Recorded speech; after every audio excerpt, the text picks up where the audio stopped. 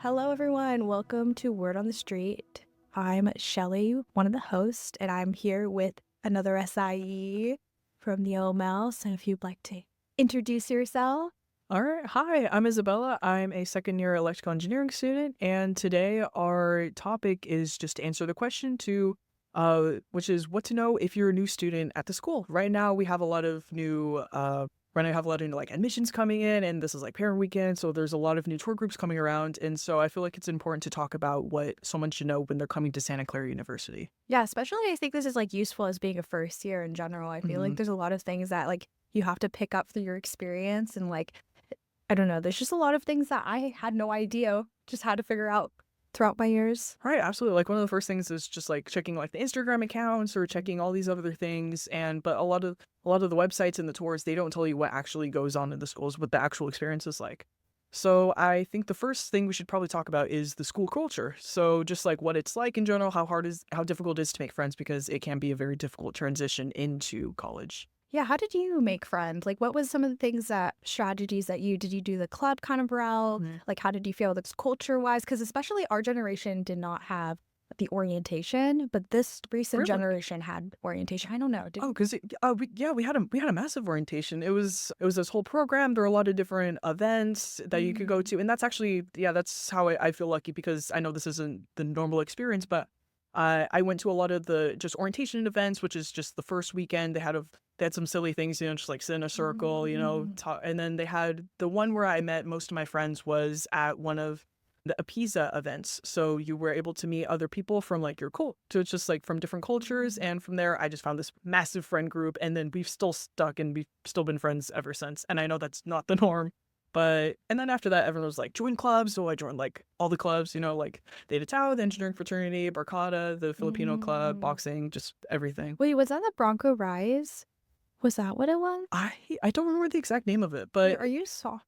I am a sophomore. Yes, Okay, yeah, so your second year. experience, because I came in like I'm a year ahead, so I Right, think through right. ours we had like this like segments of like orientation, but we never had a full orientation. So that's actually good to know that you guys had that experience to just kind of pick up and like. Yeah, and I think because that was kind of a big success, so they're probably going to do it in like the coming years. So it's just join the cringy events. You're going to meet people who really want to meet people. But yeah, what was your experience with just coming at just in the beginning? Well, came in pretty early onto campus since I was a student athlete. So I came in August, like the beginning of August. So first interaction was team wise, but I knew there was like had multiple like events. Like we had to schedule in like periodic events or these meetup things like throughout each one, like once a quarter, and like a lot of check-ins. But it wasn't like an orientation. Like we did like a game, like this type of get to know you game things, and like, but that was for probably about an hour, and then we just split off, and everybody kind of already stick to their friends that already like developed throughout. So it was for me personally, it's already kind of a cliquey-ish culture. Like if you like met your people, like they stick to them. And it's funny because I realized the people that you'd make friends necessarily freshman year, for a lot of people I knew, were not in the same friend group when they went into their sophomore year. There was a lot of switching around. But honestly, it really depends like on your experience too, because I feel like it might be different for everybody. Yeah, absolutely. I know that's like a really common thing. That's like after like the first year, like the people that you got really close to, sometimes they just like, people just split off. They find other things, but yeah, and that's the problem with bigger clubs. They can be more cliquey. Some of the cultural clubs, you can find your friends, but sometimes that's just like with any large organization. It's not guaranteed that everybody's going to get along. So it's inevitable that some of that will happen. Yeah, recommend going to those. Like, I felt like the most time I met the clubs was when we had those like fairs, like those giant fairs where everybody was tabling, and then you could like sign out your name to like one of the newsletters. Like those were like the biggest access, because like I don't know, for me it was really hard to find access to clubs after that. Right, because then other than that, you'd have to think like, okay, I need to find I need to find the chess club, and then you have to look up their website, which doesn't work anymore, or their social media. And yeah, definitely the club fairs are the best. Those are the best place to go and meet people, to find new things. They have like a board game night club. They play like Dungeons and Dragons. It's super nerdy, but there's basically a club for everyone. Yes. I think there's over 80 clubs, I think, at the school. There's tons, honestly. But it's great. And then let's see. And then, Santa Clara University, they have a couple of social media pages, like they have the Instagram. If you're coming in as a freshman, they have like the class of 2028 or whatever. So that's how you can meet people before. They also have they're on Reddit. They have a Discord page, and they have Fizz, which Oh, is yeah. like which is a social media page that only people who go to Santa Clara can post on. Yeah, that one's a pretty big one. I feel like everybody's like sees all the Fizz. Absolutely. Do you use the social media pretty often? I personally don't really interact with it as often. But I know I use like it's easier to find Instagram pages for those clubs. I feel like those are pretty active. But normally on like Santa Clara social media, like it's harder to find. Like I'm not very active on the Discord, but maybe that is. Yeah, I never used it, but apparently some of my friends, that's how they've made connections with people, and then they meet up in person once they get to campus. So a lot of this stuff happens before you even get on campus. It's just I remember on the Instagram, like the class of 20, I'm class of 2027, so they had a Yeah. page for that. And so I started reaching out to like tens of people, and then I'd meet them on campus and just be like, hey, we already know each other. Wait, that's so nice. Also, like solidifying connections before will probably make it a very easier transition going into college. I feel like a lot of people don't realize the big shift that the change that impacts them because they're like, oh yeah, new life, new things, and like they're just really excited and they're caught up to the new excitements, but they don't realize actually how difficult it can be because like you're restarting completely. So making connections as fast as you can, making a support system as fast as you can is like also I feel like very essential as being like a freshman or new coming person. Absolutely. Although I do know for a lot of people who come here, they are not starting over on a new page because a lot of people are very local here. So some of the people that they come to school with, they've seen in their high school, they've seen in their elementary, or they know them around. So I did not have the experience. I did not know a single person coming into the school, which is why I try to make those connections beforehand. But I know for people who are local, people who might commute or live at home, they might know some people coming in. So that might make the transition a little easier. Yeah, I forgot there's a lot of actually commuters that come through the campus as well. So that makes total sense. I didn't even think about perspective for sure. Right. Absolutely. All right. Okay, next topic, food. Okay, this is always like such a controversial topic. My hot take is always that like, like I feel like Benson is the name of the cafeteria here, and I'm like, like Benson food. It's like it's definitely gotten better over the years. I like it honestly.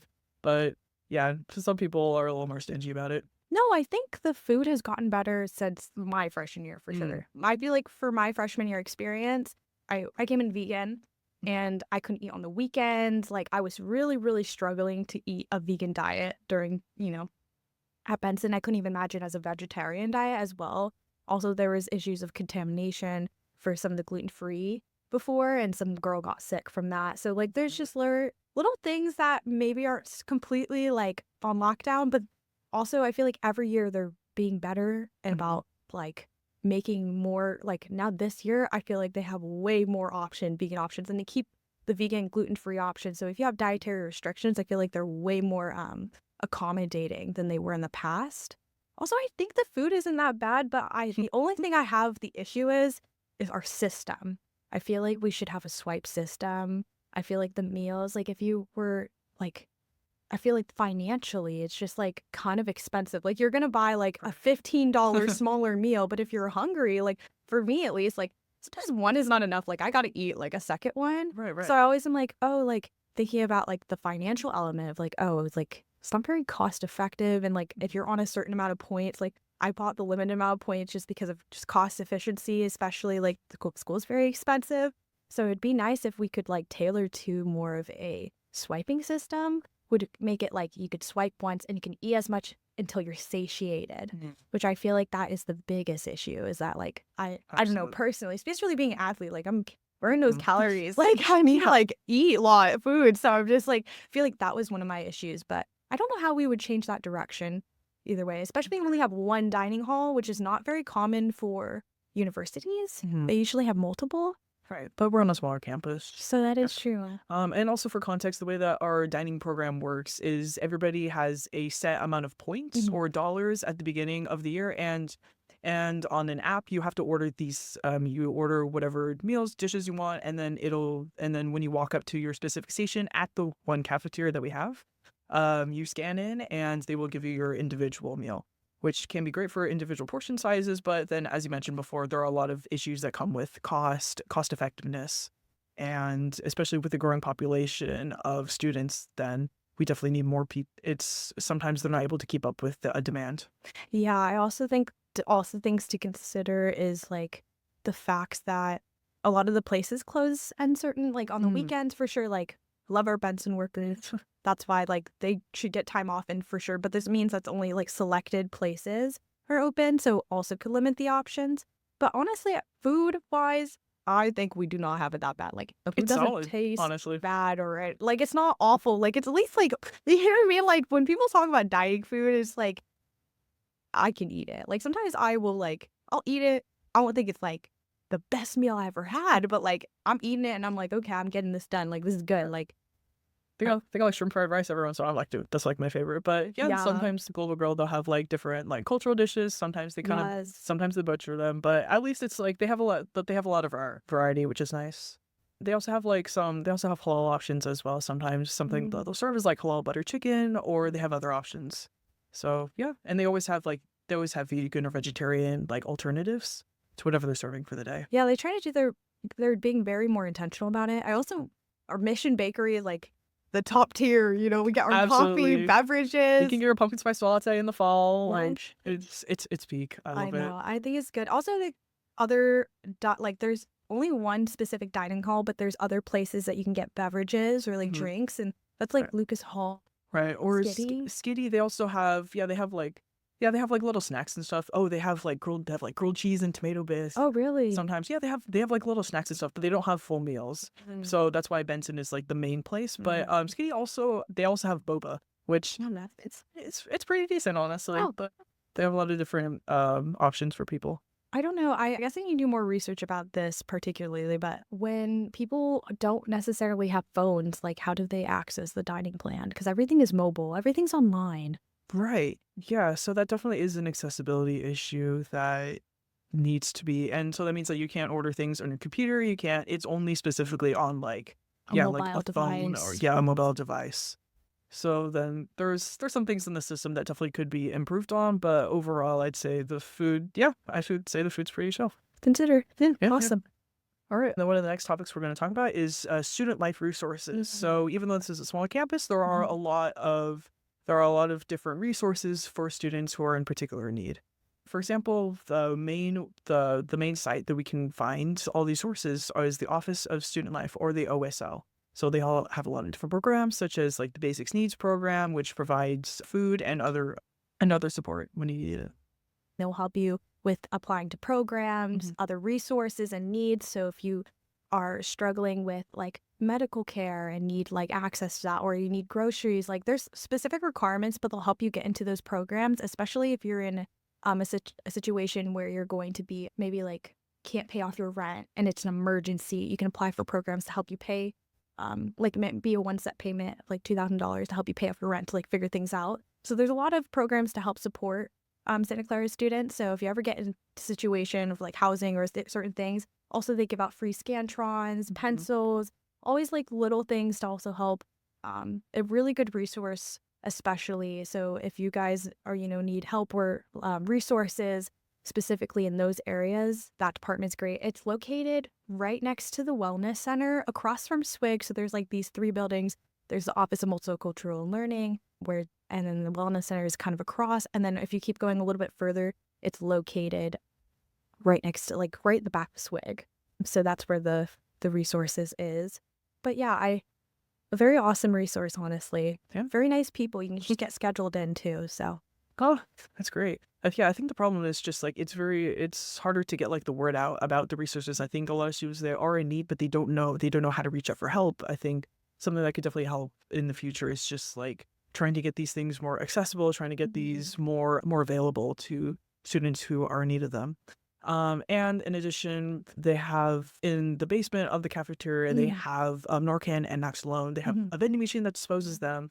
And so this is for like the safety of anyone who has overdosed or anything. And we have EMTs on campus as well, and they are very ready to respond to any emergency that may occur. Also, you can train and participate and be part of these programs as well. So that's also a really nice opportunity of learning for your community as well on Santa Clara. And then I think you can also get fentanyl testing and get more of a Narcan in the Wellness Center as well. They provide some testing as well. So you need to find those resources. Absolutely. If there ever is, yeah, if whatever you are in need of, there will be like a resource for you. In addition, something I do want to discuss just a little bit is Title 9. So the process that happens if you are assaulted or if you experience any assault or any type of violence, you can submit a form, a complaint, but the problem with that is I've heard from people who have submitted from that is that it can take a very long time for those forms to get fully processed. It can take upwards of like months. Oh, wow. So Yeah. It is a resource, and I think also the switchover of staff and faculty, there was a big switchover, so the department is still trying to figure out and regulate itself, so I feel like it's probably also something very to consider.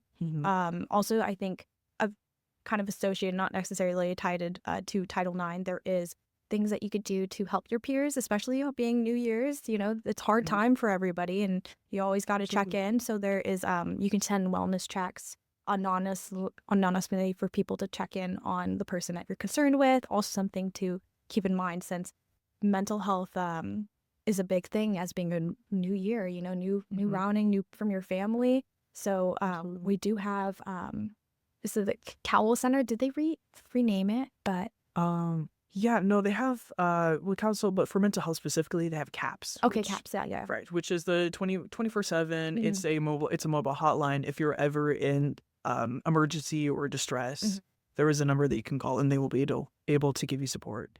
Yeah, but a side note, I feel like I've known somebody who's necessarily used the source and didn't necessarily get the greatest feedback from it. So it is a resource, and I do encourage people to use it, but also like seek your sources else too if you need to. But it is a Santa Clara source.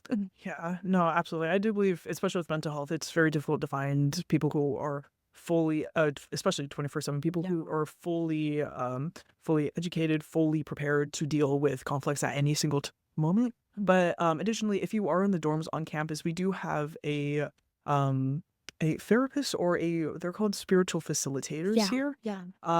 And so that just happens if you ever have any issues or anything you'd like to just get off your chest. There's someone on your floor who you'll be able to talk to in confidence. Yeah, because I feel like those are utilized resources. I feel like Santa Clara has resources and they try to do the outreach, but sometimes it's kind of hard. Like I feel like as a student, like going through like my daily experience, like the interaction with it is a little bit less. So it's like you kind of forget that you have these resources. So always check in with also you have a CF usually on each of your floor, Community facilitator. Yeah, community facilitator, which also could support you as well. All right. So talking about the housing resources, I think there's about, like I said, about 10 or 11 housing residents.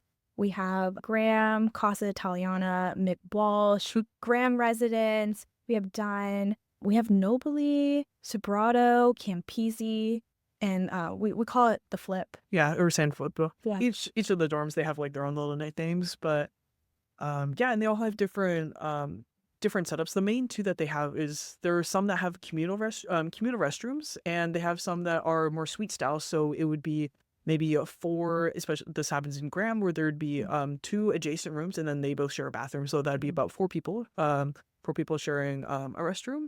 And then Nobility, they have options to be living on completely by yourself on your own. Yeah, because I feel like each of the housing situated, I feel like most people want to get into Graham, Finn. Finn's the newest one. Finn is the newest one. They do have the worst Wi-Fi, but they do have the best dorms. They have fantastic kitchens. Super nice, honestly. Yeah, because I feel like but this year upcoming, to be really excited about, they're gonna have gender inclusive housing, which is something we've been working on that for years, for so long, and I'm really glad to hear that at least this is like something that's going to be happening next year. And so if want to be applying to gender inclusive housing, that's also something to fully consider. That will be, but it's also something to think about as well as the prices, because I feel like each place that you live, it's going to cost more, cost less. If you live in a double, it's going to cost less. If you call it in a single, it's going to cost more. The building makes a difference about prices.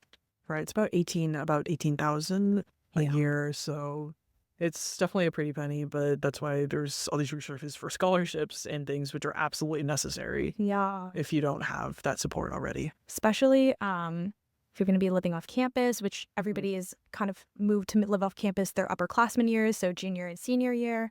I feel like my experiencing living off campus was kind of, it's a little strenuous. So I actually applied for an exemption sophomore year Mhm. because, I mean, junior to sophomore to live off sophomore year off campus is because first I wasn't experiencing great dining housing and it was actually cheaper for me to live off campus at the time. Oh, really? Yeah, because it just doing the math of it Mhm. was cheaper for me to live off campus.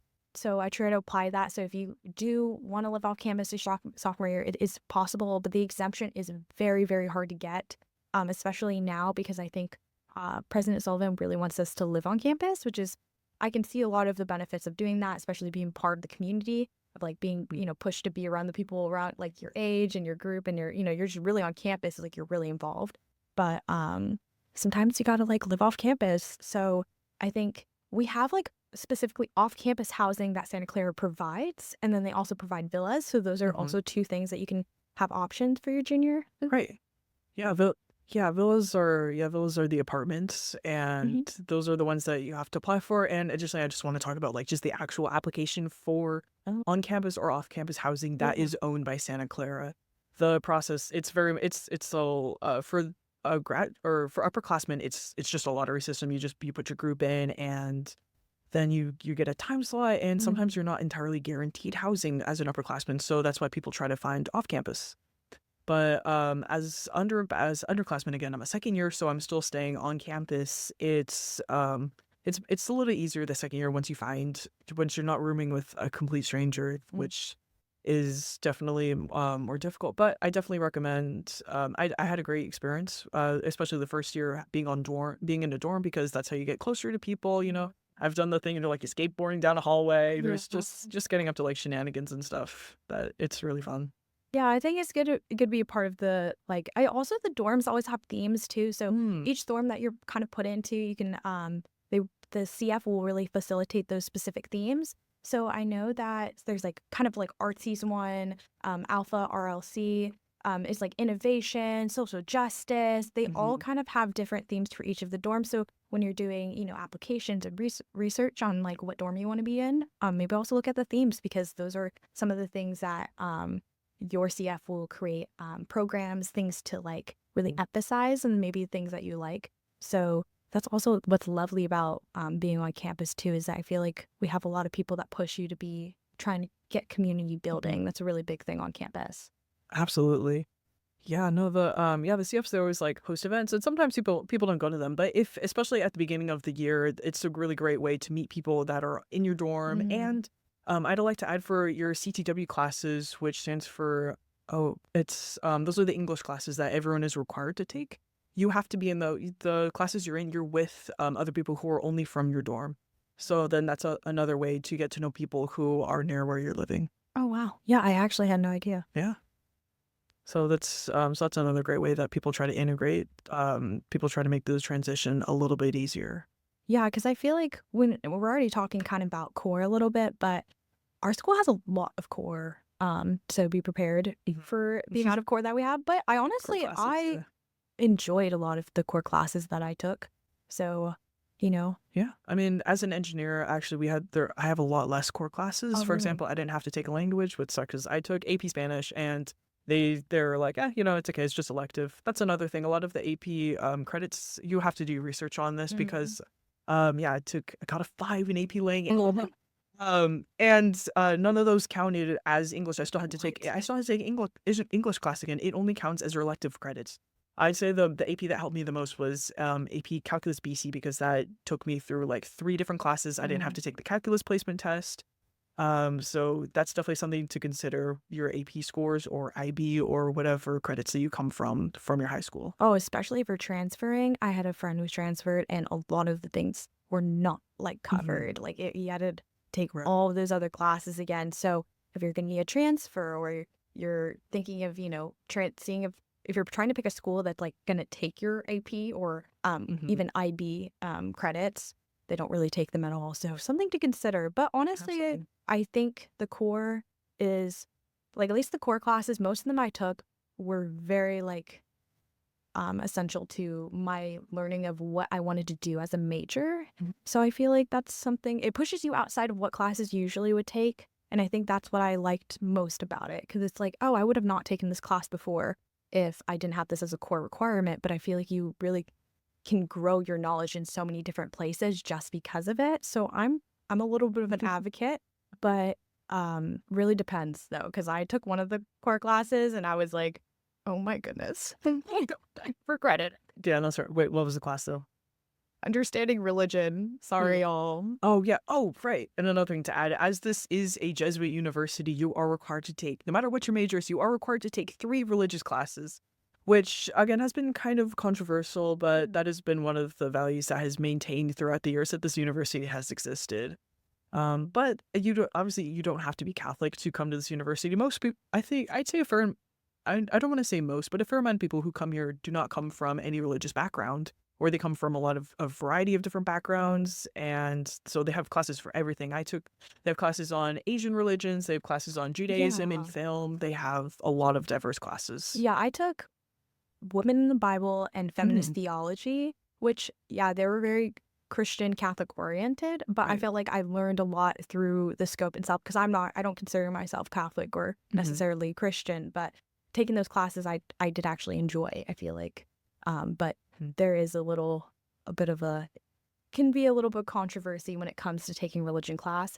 But like, especially if it's like pushing towards Catholic, because we are a Jesuit university. But I know I feel like there is other options of other religions to study. Yeah.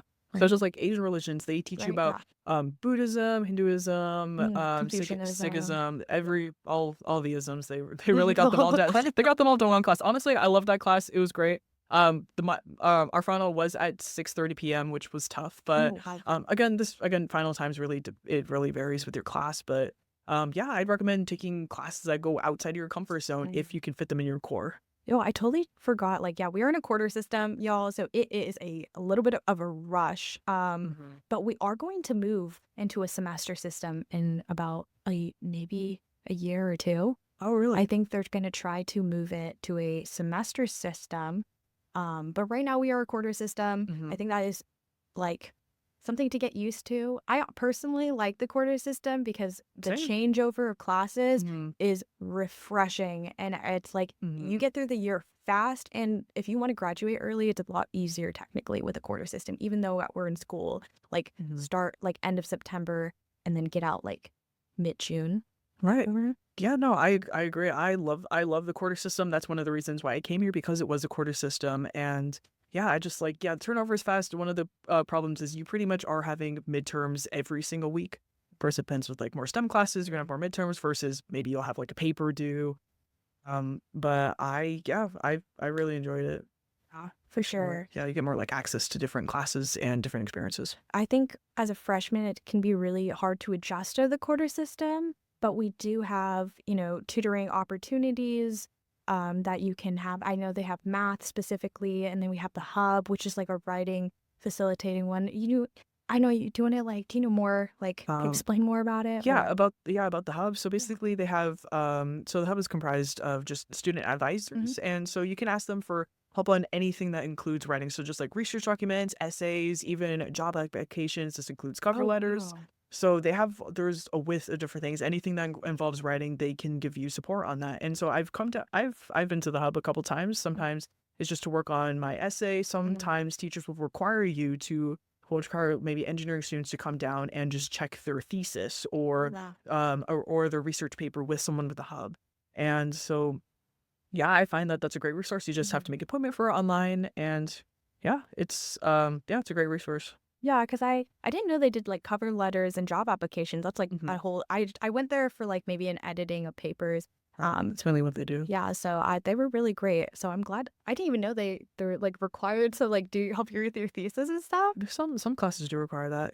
Oh, that's kind of cool. That's good. Like a good support at least help, because sometimes I don't know. It's hard to be advocate of yourself, especially as a freshman, because you feel like you can't ask questions, but you all are open. Like professors Hmm. expect it. Like it's okay not to know everything right They welcome now. questions. They love questions. Yeah, I feel like the relationship between your professor is similar to like Hmm. your teacher, like in high school. I don't know. No, no, I'd say it's about the same. Yeah, but the thing is, and then they also have like tutoring sessions, and those can either be online or in person. But the problem with, and yeah, well, the problem with those is they aren't. It's a very specific set of classes, and most of them are just very lower level classes. So if you have any assistance with higher level classes, mainly like office hours, or there are a lot of engineering classes that are not in, or engineering related classes that are not in the tutoring center. So what they do have is Tau Beta Pi, which is the engineering honors honor society. They Mm. have tutoring hours, so those are placed. Whatever class you have, there are places where you can get help for those. Oh, so the school doesn't provide specific like tutoring classes, but you can go outside the like to a frat. Yeah, it is. I think yeah, it's like it's an honor society, but yeah, they do give you yeah, they do have support. They just have like office hours where they'll be in Heafy, which is one of the buildings here on campus, or they have them on Zoom, and then each person has their specific class that they'll have.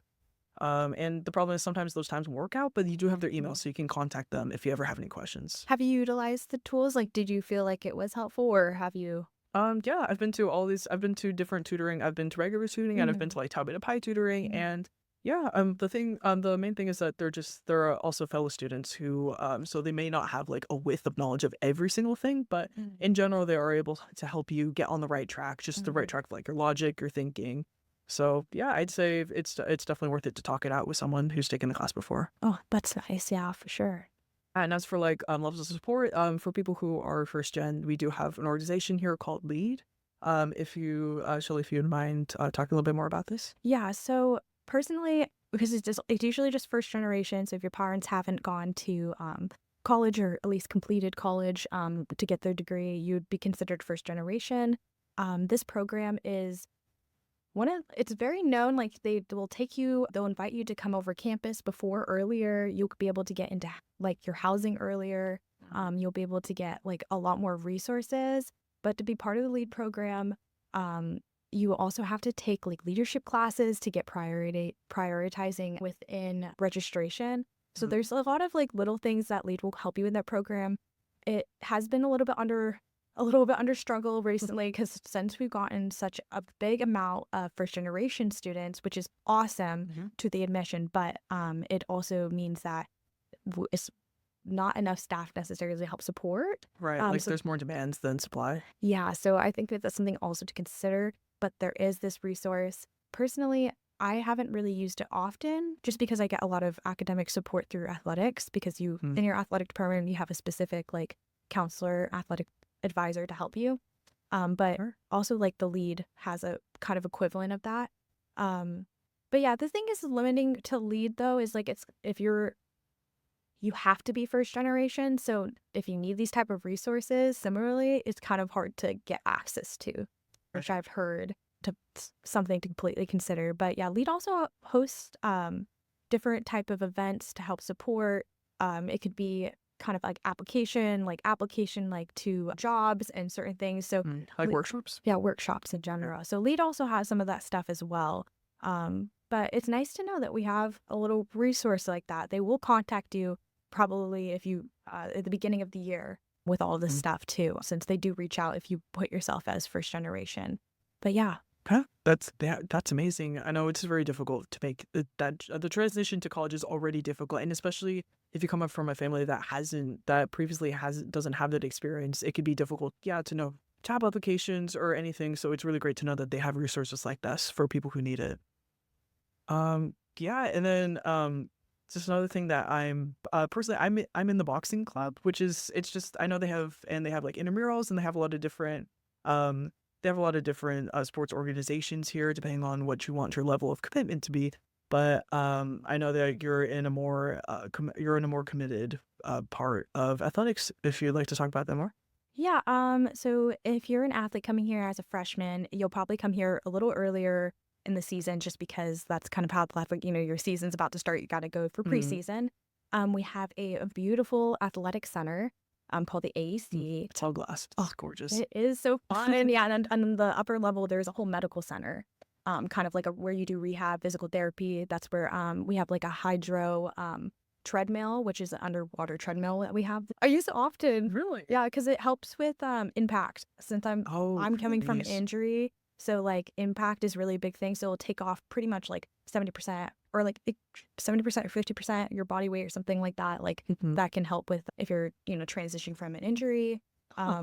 As Sure. well, there's a anti-gravity treadmill, which is like you put these pants on and you zip yourself into the treadmill and you go do your little run, and it helps take off your body weight. Oh, So it helps with the impact of your if you're running. So these are some of the things that you can see through the athletics, department. I think we have, like I said before, there's academic. So each sport has an academic advisor, which you'll have resource to, and they'll help you actually support you throughout your freshman year. They'll have check-ins. They'll tell you to send to you your teachers or professors in general, because when you're in your sport, you usually miss a lot of school. Like you miss a lot of Fridays, miss a lot of class, and means that you can get really behind really quickly. So right. they know you as a freshman. They'll help you, guide you throughout your academics and stuff like that to make sure you can support doing both as well. So I feel like as a freshman, it's a really great resource. The building itself and the people in it.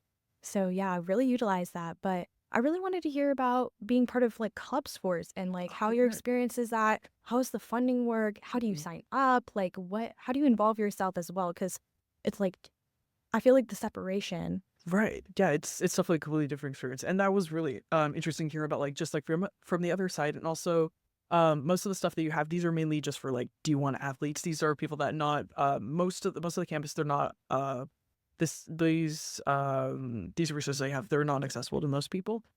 Because yeah, they're very limited. But yeah, I can just talk about my own personal experience. Hmm. As just I'm in the boxing club sport, which is fantastic. I came in there, I didn't know how to box or anything. I was super weak when I came in, but it's yeah, it's a really welcoming environment. They love newcomers. And so how it works is in order to buy a membership, so this is Yeah. basically a payment for the whole year. It's about $300, which is kind of a lot. But if you think about it, they have coaches. You can go like 4 days a week, and they have like wraps. They have a lot of different social events, and I found that was a really great way to find community, and just through activity and through this, like, yeah, because like every time you do boxing, you have to Mhm. like pair up with another person, and so Yeah. it just that's how you're able to meet a lot of different people.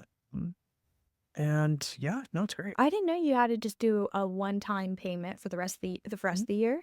Right. I mean, I know it can differ for different sports, but it comes out to about that cost. There's also a triathlon club. Mhm. There's a club for pretty much any sport if you want to do it. There's like there's a badminton club as well. Um, yeah, and it's super low commitment. You can go as many or as little times as you want. Mm. But I know there's also, like intramural teams, Yeah. which that's a little bit more of a commitment because you are dedicated to a team specifically. Mm.